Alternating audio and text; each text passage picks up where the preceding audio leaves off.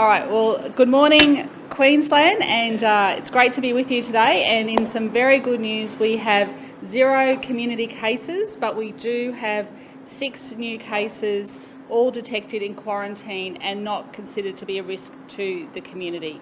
So Dr. Aiken will go through those in a moment.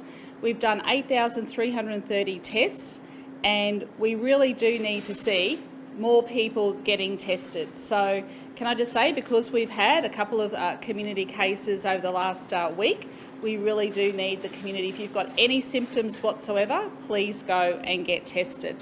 11,414 vaccines were delivered by Queensland Health. This is great. Thank you for all those who are coming forward and getting vaccinated. So we now have 87.2% of Queenslanders have had their first dose. So we're getting closer to that 90% Queensland, so keep up the great work. And 78.17% of Queenslanders are fully vaccinated. So we'll be getting more details tomorrow about when we expect to hit that 80-80, and we'll be giving you an update tomorrow about that. So we'll be watching very carefully the numbers over today. Also too, can I welcome the information that came out today that TGA has approved the Pfizer vaccine for children between 5 to 11. I think everyone can remember that when I first raised this as an issue, it was dismissed. Apparently there was nowhere else in the world that was doing this and no testing was being done. Well, it was, and it makes sense. There is a lot of parents out there that are very concerned, and parents will now have this choice, and I welcome that approval from the TGA. I'm advised that by Dr. Aiken it was raised at AHPPC yesterday, and I'm sure that the Prime Minister will be updating us further at National Cabinet when we meet on Friday. So I welcome this news. I think it's good news. My little niece Lucy, she's in that age bracket, and she always says to me, "Annastacia, when can I get my vaccine?" So I was also out at a Christmas function yesterday, and a lot of teenagers were coming up to me and telling me that they had been double vaxxed as well. So well done. All right, so I will hand over to Dr. Aiken, and then I'll give an update about floods, and then Minister Fern is joining me here today because we're talking about promoting our local seafood industry this season, Christmas season, 20 days to go until Christmas, so we can support the local industry and eat lots of fresh seafood for Christmas. So I'll hand over to Dr. Aiken. Thanks. Thank you, Premier. And as you've heard, no new locally acquired cases in Queensland, which is wonderful news. The 6 new cases, 5 of those are interstate arrivals and are in quarantine, and 1 is an international arrival in quarantine. The international arrival is day 12 in hotel quarantine, and they've come from the Philippines by Singapore, and they're fully vaccinated and no risk to the community. The domestic arrivals, 1's day 4 in hotel quarantine from Melbourne, 1's day 7 in home quarantine from Melbourne, and cases 3, 4 and 5 are all initially in home quarantine, and they're now in hospital because they're also part of a family that's had other cases. All of those cases today are parts of family groups that have already had cases, and that's an important consideration as well. The most important part is none of those people have been in the community and been infectious. The other part of that good news is that there are no further cases linked to Gold Coast. We also have genomic linkage that one of the cases we referred to yesterday, who worked in the aged care facility, clusters genomically with the gentleman who'd been at Robina Town Centre. So we now have epidemiological linkage and genomic linkage that those cases are linked.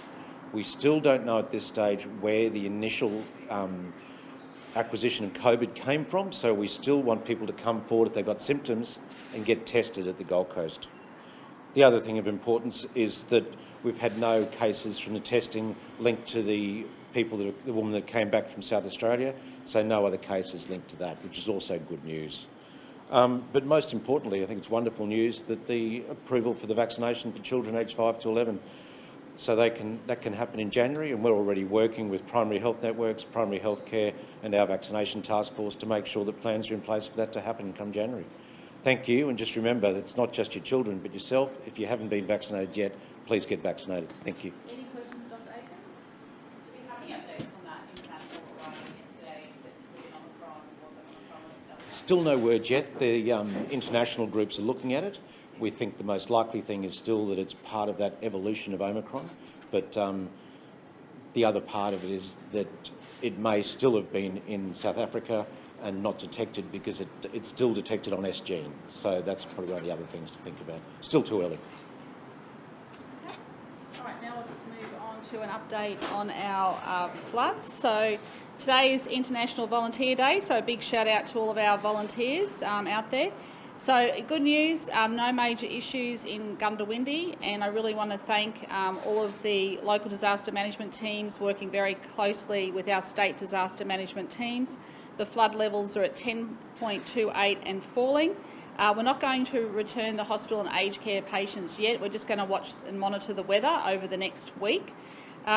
We have also been advised to, we're just taking a close look on the township of Condamine. They're isolated at the moment. The river is steady at the moment, but the Bureau does expect the level to rise, so we'll be keeping a very, very close eye on that. And then just in relation to our dams, good news for SEQ dams, our water grid is at 61.8%, and that is up 6.7% from last year, so that's welcome news. And of course, I mentioned the other day that we won't need to have those water restrictions in the southeast over summer. So we've got Commissioner Leach just to talk about that. Thanks, Commissioner. Thanks, Premier. Good morning, everyone. Last night we saw significant thunderstorm activity across southeast Queensland, and those forecast conditions will continue through today. So there's potential for heavy rainfall, hail and strong winds in parts of southeast Queensland today, in many of the locations where we've already got flooded catchments. So any of that rainfall that comes down today could result in flash flooding events. So we ask people living in those catchments to monitor the Bureau of Meteorology today and make sure they keep abreast with where these storm cells may occur. In the last 24 hours, the State Emergency Service has conducted 27 requests for assistance, and we've also attended 6 swiftwater rescue events as well. Our swiftwater technicians attended a submerged vehicle in Gympie to check that there were no occupants inside, and fortunately that was the case. They've also assisted Queensland Ambulance to attend a patient isolated by floodwaters, and we also assisted a stranded motorist trying to access a causeway in Cecil Plains. The focus with the flood event over the next couple of days will be around the townships of Cecil Plains, Surat, Condamine, Tallwood and Gundawindi. The towns that are no longer at risk are Inglewood, Texas, Roma, Taroom, Warwick and Yallarbin. But it's no time for complacency. We've got to keep our focus on the weather conditions over the next few days, because with such wet catchments, we've got to be vigilant for any increase in river levels. And it is also International Volunteers Day, and today I'd like to say a big thank you to the 35,000 volunteers in Queensland Fire and Emergency Services for everything they do in keeping their local communities safe, particularly what we've seen over the last week or so with the floods. So thank you to our State Emergency Service and our Rural Fire Service volunteers. Okay, so now Minister Furner is going to update us about buying local this Christmas and making sure that we support our seafood industry. I know it's that time of year where people are looking at where they can get their fresh prawns and their seafood from, so there's an abundance of supply. No one's going to run out, so you can take your time and you don't have to rush out and get it early. So I'll hand over to Minister Furner, but it's wonderful to be here today with members of the industry and supporting our Buy Local, Eat Local seafood campaign. Mark. Thanks, Premier. As the Premier indicated, it's a great time of the year, Christmas time, and all through the year, in fact, to celebrate Queensland's seafood. It is the best in the world, and also there's plentiful supply. So I want to thank also the industries that are here today. You've got Aussie Seafood House, Ian from there, and also Kim Hooper from Gold Coast Marine Aquaculture. So these are industries that support our amazing seafood all through the year. But on Christmas time, we have a particular focus. People have turned to probably the greatest source of protein in the world these days is seafood. So it's fresh, it's clean, its quality is second to none. So I want to encourage everyone to get out there, enjoy it, buy local, buy the fresh produce that's on supply.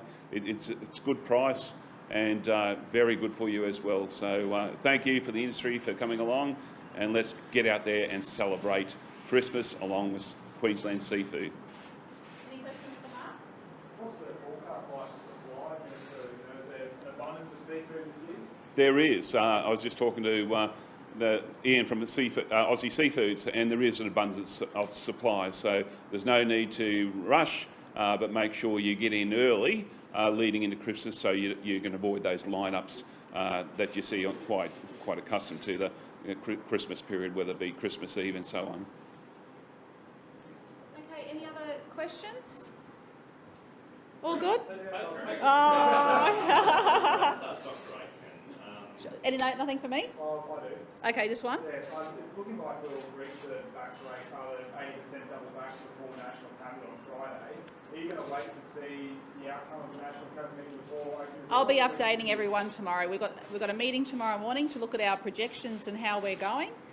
So I'll be updating everyone tomorrow. What's that going to be based upon? What's going to change between now and then?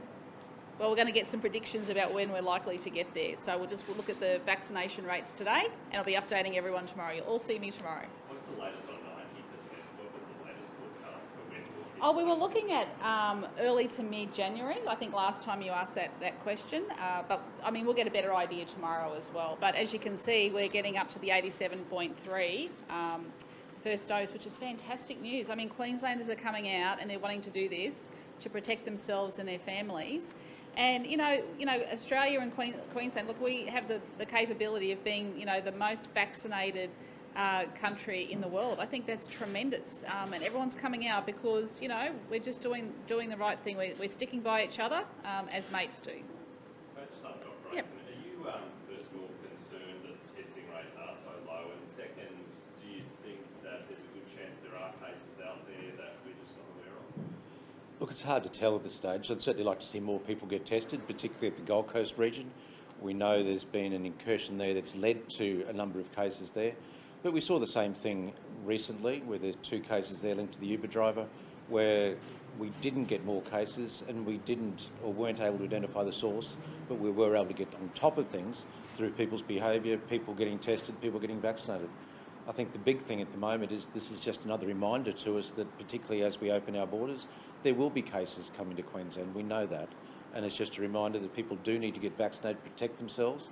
The vaccine stops you from getting severe disease. It won't stop you from getting COVID, and that's really important to remember. We don't want Queenslanders to be in a hospital or intensive care. The other part of that is that as people come in and they have symptoms, it's really important to get tested and get tested early, because the sooner you get tested, the sooner you get identified if you do have COVID, and you can stay away from the community and stay away from your family and friends. Do you think as the focus sort of shifts more to the vaccine, there's a bit more complacency now around the testing sort of regime and people's ambitions to do that? No, I don't think so. I think it's just that Queensland has been so fortunate that we haven't had cases in our community. And as we get cases, we will see more people come forward and get tested. We've had an amazing response from people who've been in South Australia and come forward and get tested, who've been in South Australia and come back since the 28th of November. Can the matter of the aged care facility where the positive case works, is everyone being tested there? Yeah, at this stage, all staff are vaccinated. There's over 90 staff there. They have 100% vaccination rate. Over 90 residents, 90% vaccination rate. And a third of those residents have actually had booster doses already. And all residents at that facility were tested yesterday, and we'll get the results back today. None of them are symptomatic, which is also good news. Do we have a projected date to get some of those results back from that through case yesterday? The case yesterday, you're talking about the genomics one? Yes. Yeah, look, that's up to the international group, so they're working through that at the moment. It's very difficult. They can't assign a direct lineage to it, but they're the experts and we won't rush them on that. But we should have the results back on the aged care residents today. Okay, thank you very much. Thanks, Promise everyone. the break. Excellent.